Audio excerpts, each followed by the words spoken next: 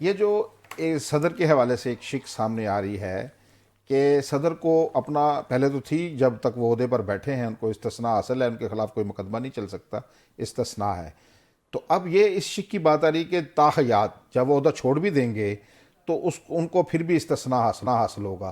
पहले वज़ीर आज़म की कल तजवीज़ अनुशा रहमान ने दी, फिर आज प्राइम मिनिस्टर साहब जब आए बाकू से तो उन्होंने कहा जी मैंने तो अभी देखा है, उन्होंने ट्वीट किया फिर सुबह उठते ही कि मैं कोई इस्तिस्ना नहीं लेना चाहता, वज़ीर आज़म को जवाबदेह होना चाहिए। इस पर आप क्या समझते हैं? ये बड़ा इंटरेस्टिंग सवाल है आपको, और इंटरेस्टिंग एक क्लास भी थी। दो तीन चीज़ें हैं। एक तो ये है कि प्राइम मिनिस्टर पाकिस्तान जो हैं, जो मैं समझता हूँ थोड़ा सा इस पार्लियामेंट को कवर करते हुए, इतनी बड़ी जब एनी तरह मीम आ रही होती है, इसके एक पैकेज होता है। वजारत आप कानून बैठती है, अटॉर्नी जनरल ऑफिस बैठता है, आपके मतलब प्राइम मिनिस्टर साथ बैठते हैं, दो चार आपके किचन कैबिनेट के वजीर बैठते हैं, पूरा बैठ के एक ड्राफ्ट तैयार होता है। अच्छी खासी बड़ी बिग मैसिव चेंजेस किए जा रहे हैं, मामूली चेंजेस नहीं है इसमें।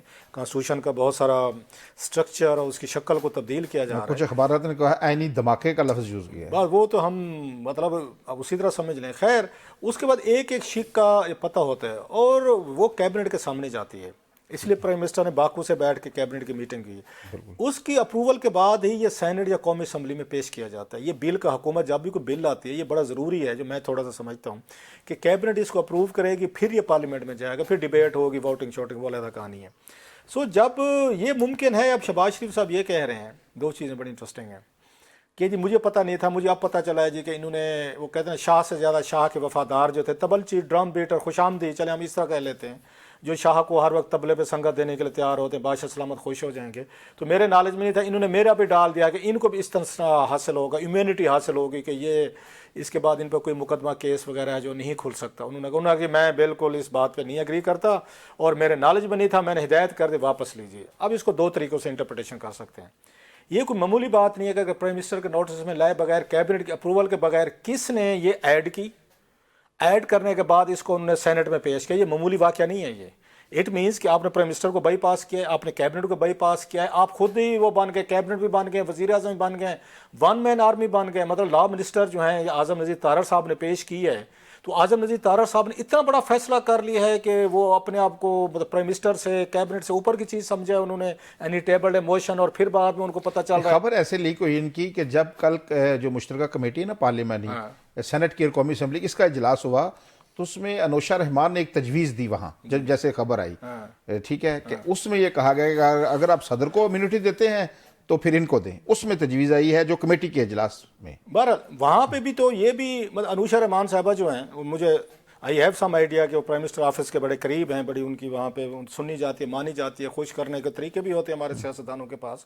तो ये तजवीज़ जो इतनी बड़ी तजवीज़ देते हुए क्या उनको कहा गया होगा किसी ने? मतलब क्या अनुशा रहमान साहबा के अपने जहन की तहलीक तो नहीं, मतलब उनका फिगमेंटेशन ऑफ ये माइंड है कि उनको बैठे बैठे आया कि सदर साहब भी ले रहे हैं उधर, मतलब चीफ भी ले रहे हैं वहाँ पे, तो इनको क्यों नहीं मिलनी चाहिए? तो लिहाजा ये एक चीज़ अगर जिसने भी की है उसमें, तो अब यूजुअली होता है कि you play good cop bad cop, ये हमारे यहाँ बड़ा चलता होता है कि मतलब मियाँ नवाज शरीफ साहब जो है ना वो एंटी एस्टेब्लिशमेंट है, शहबाज शरीफ साहब जी प्रो एस्टेब्लिशमेंट है। ये बड़ा पुराना खेल हम देखते रहे और मैं तो हमेशा कहता था गुड काप बैड। अभी भी अपोजिशन को बड़ी उम्मीद है, उन्होंने मियाँ नवाज शरीफ को खत लिखने का फैसला किया। अपोजिशन उनके जहन में ये है कि मियाँ नवाज शरीफ तरमीम से नाराज हैं और वो बैठे हुए हैं उधर। ये जो उन्होंने बनाया तो अपना फेस तो एक है, ये वैसे दाद दें इनकी ना, आस्कर विनिंग ये परफॉर्मेंस होती है कि एक भाई नाराज है, एक भाई ये गुस्से में, एक भाई कहता है यूँ ना करें, दूसरा भाई कहता है ऐसे ना करें। ये बड़ी पुराना खेल है। मैं इसको बड़ा अच्छे तरीके से, मैं लंदन में रहा हूँ, मैंने एक दो साल रिपोर्टिंग के बड़ा करीब से मैंने देखा भी है इनकी, नवाज शरीफ साहब, शहबाज शरीफ साहब, दीगर लोगों, ये बड़ा ये वेल रिहर्सल करके ये काम किया जाता है। सुबह नाश्ते पे ये काम किया जाता है कि पाजी तुझे आज की पोजीशन लेनी तो मैं आज की पोजीशन लेनी है, आपने ज़रा थोड़ा सा अपना सख्त फेस दिखाना है और मैंने अपना थोड़ा सा ये दिखाना है, रिकन्सिलिएशन करना है। मतलब आपको छोटा सा बात किसी और साइड पे चल पड़ेगी लेकिन बड़ी अहम है लोगों के लिए। इसी तरह का ना एक सवाल हुआ था मियाँ नवाज शरीफ साहब से जब इधर पंजाब हाउस में, तो वहाँ पर किसी ने कहा, जनाब एक खबर सामने आई थी, तो उसमें कहा गया था जनाब के ये जो उस वक्त अपोजिशन में थे उस चौधरी निसार अली खान साहब, शहबाज शरीफ साहब वज़ीर आला थे, इनकी ना जनाब जनरल कियानी से 12-13 खुफिया मुलाकातें हुई हैं और प्राइम मिनिस्टर उस वक्त यहाँ पे यूसुफ रज़ा गिलानी साहब थे और जरदारी साहब सदर थे। इनका इस COT में बेनज़ीर भुट्टो के साथ तय हुआ था कि आप सर्विंग जर्नलों से नहीं मिलेंगे, खुफिया मुलाकातें नहीं करेंगे, चार्टर ऑफ डेमोक्रेसी में ये मिल रहे थे। अंदाज़ा करें ज़रा, मिल रहे थे तो खबर आउट होगी तो बड़ी एम्बेरसमेंट हुई थोड़ी सी। तो इस पर किसी ने सवाल किया नवाज शरीफ साहब से को जनाब आप तो एंटी एस्टेब्लिशमेंट लाइन लगते हैं कि, और ये शहबाज शरीफ साहब और ये चौधरी निसार अली खान साहब उस वक्त यहाँ पे अपोजिशन लीडर थे कौमी असम्बली में, इनकी तो मुलाकातें हो रही हैं। उन्होंने कहा नाटू में नॉलेज हो रही है वाकई, अच्छा ये नहीं होनी चाहिए थी। मतलब उन्होंने इसको डिनाई किया और वही तासुर दिया कि मैं इन मुलाकातों के खिलाफ। अब मैंने इस पर कॉलम लिखा, मैं कि मेरे सब दो चीज़ें हैं, अगर आपकी ये नॉलेज में नहीं है इसका मतलब यह पार्टी के चेयरमैन तो आप हैं, तो फिर अपोजिशन लीडर और पंजाब के चीफ मिनिस्टर जो हैं उन्होंने आपके हुक्म की या पार्टी को हुक्म अदूली के, देन डू वन थिंग, एक शो काज नोटिस दें और इनको डिसमिस कर दें कि आपने कैसे मेरी इतनी बड़ी स्ट्रेटजी के खिलाफ एंटी एस्टेब्लिशमेंट जो मैंने तय करके दस्तखत किए हुए हैं, आप लोग जाके जनरल क्या कर रहे थे। अगर आप सीरियस हैं इसका, अगर आपको पता नहीं है, दूसरी बात अगर आपको पता नहीं है तो फिर तो पार्टी, इसका मतलब है कि उन्होंने शहबाज शरीफ साहब ने, चौधरी निसार अली साहब ने अनऑफिशियली तौर पर टेक ओवर कर लिया, आपको तो कोई समझते नहीं है, तो फिर आप इस्तीफा दें। मैंने कहा फिर आपका इस्तीफा बनता है कि आपको शहबाज शरीफ साहब, चौधरी निसार, ये भी रिकॉर्ड पे कॉलम पड़ा होगा दुनिया अखबार में था, अगर आपको नॉलेज नहीं है, वाकई नहीं है, तो फिर उनसे इस्तीफे ले लें। आपके नॉलेज में नहीं है तो फिर आप तो उसके बाद आपको ही इस्तीफा बनता है, फिर आप इस्तीफा दें कि आप तय करके आपकी इतनी बड़ी आपकी पार्टी पे ग्रिप ही नहीं रही कि शहबाज शरीफ साहब और इजाजत के बगैर मिल रहे हैं, तो फिर आप इस्तीफा दे दें। ये जो कलसा साहब आपने बात की ना अदाकारी की, थी, अभी मैंने एक किताब पढ़ रहा था, उसमें हिटलर जो है ना वो पहले अदाकारी करता था और उसका फोटोग्राफर जो था वो कहता था मेरी तस्वीर कौन सी अच्छी, हाथ उसको जो पसंद आती थी उसने कहा तो ये तस्वीर मेरी ये अखबार में जाएगी। पहले वो एक्टिंग करता था। अभी तमाम जो दुनिया भर की आर्ट्स की एकेडमीज हैं जहां अदाकारी सिखाई जाती है, वहां आपको हैरान होंगे ये सुनकर, वहां हिटलर को पढ़ाया जाता है। ठीक है, यानी कि एक सियासतदान को जो हुक्मरान था वो उनको उनकी आवाज सुनाई जाती है, वहां किस तरह अपने आवाज की भी एक्टिंग करता था।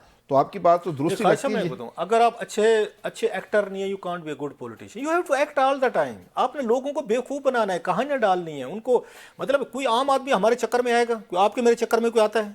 दो बंदे भी नहीं आते सर, हमारे घर वाले भी नहीं आते, हमारे बच्चे भी नहीं सुनते होंगे बाजूर, आपको क्या पता। हमारे चक्कर में तो अपने घर वाले नहीं आते।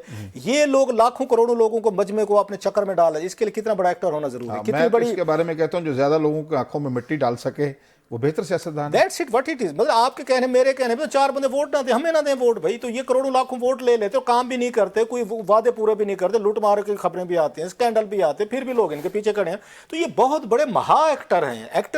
एक्टिंग के बगैर you can't do politics. All the time you have to tell lies, all the time you tell the story है, कहाँ समाजी टच देना है, कहाँ आपने फौजी टच देना है, कहाँ एंटी एस्टैब्लिशमेंट टच देना है, कहाँ जर्नलों को रगड़ा देना है, अदालतों को देना है, कहाँ पे उनकी तारीफें करनी है, कहीं उनको एक्सटेंशनें देनी है, कहीं उनको ओहदे देने, और हर जगह को जस्टिफाई करना है।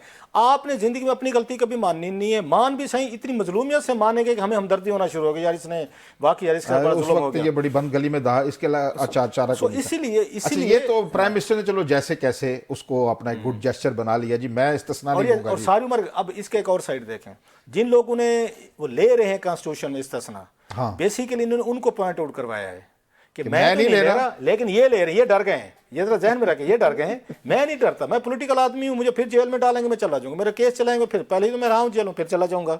सो he is given a message of defence and ये अब इनकी पॉलिटिकल मूव है, मैं समझता हूँ। And he has played very well cards, good का बैड का आप कहें, किसी को कहा, अनुषा साहब को कहा, आपको कहा, जिसको भी कहा, उन्होंने तय करके सारे, लेकिन but he has played his card very well. अब ये सारी उम्र पति क्या तस्वीर, पहले खबरें लगवा ली कि वजीर उस पर तनकीद है आपने की, मैंने की, ट्वीट शूट ये वो, उन्होंने साथ ही वापस वहाँ नहीं भाई जो स्टाइल है शहबाज, नहीं भाई हटाएं भाई इसको, जो उससे इशारा कर, चलो भी हटाएं, रिमूव करें, रिमूव होगी। अब उन्होंने तालियां बजवा ली।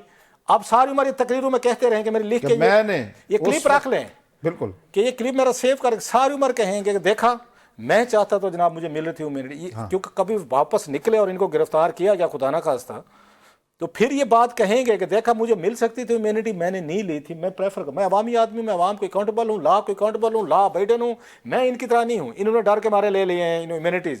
तो जिन्होंने इम्यूनिटीज़ लिए बेसिकली इन्होंने उनको एम्बेरस किया है, मुझसे अगर पूछें, और अपने आप को जरा डिस्टेंस किया है कि नहीं जी मैं तैयार हूँ, देखिए हम नहीं ले रहे भाई, हम सामना करेंगे, हम सामना करेंगे अदालतों का भी, जजेस का कानून, उनको एहतसाब के कटहरे में 24 घंटे सियासतदान को तैयार रहना चाहिए।